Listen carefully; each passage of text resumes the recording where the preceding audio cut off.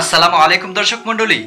বাংলাদেশে দিন দিন ঘটে যাচ্ছে কিছু আশ্চর্যজনক ঘটনা, আর সেই ঘটনাগুলো হচ্ছে কিয়ামতের আলামত।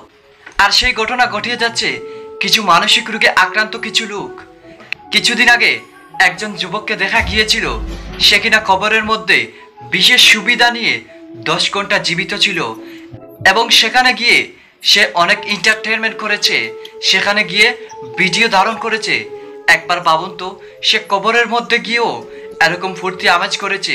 সে কি একবারও ভাবেনি কবর হচ্ছে সেই গাঠি যেখানে মানুষ বয়ে থাকে, আর তারা সেখানে গিয়ে এন্টারটেনমেন্ট করেছে। কিন্তু সেই সব রেকর্ড ভেঙে দিয়ে আরেকজন নতুন লোককে দেখা গেল, যে কিনা শুধু 1000 টাকার জন্য 5 মিনিট কবরের ভিতর শুয়েছিল, আর সেই কাজগুলো করে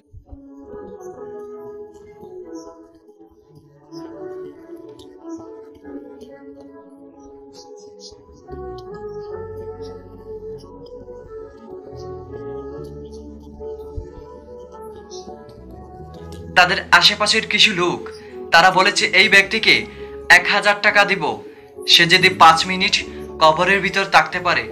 তো দর্শক মন্ডলী, এগুলো শুধুমাত্র হচ্ছে কিয়ামতের আলামত।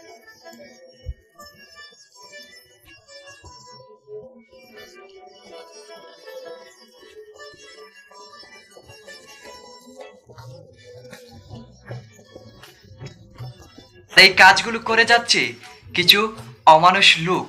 তো দর্শক মন্ডলী, এ বিষয়ে আপনাদের কি মতামত অবশ্যই কমেন্ট করে জানিয়ে দিবেন।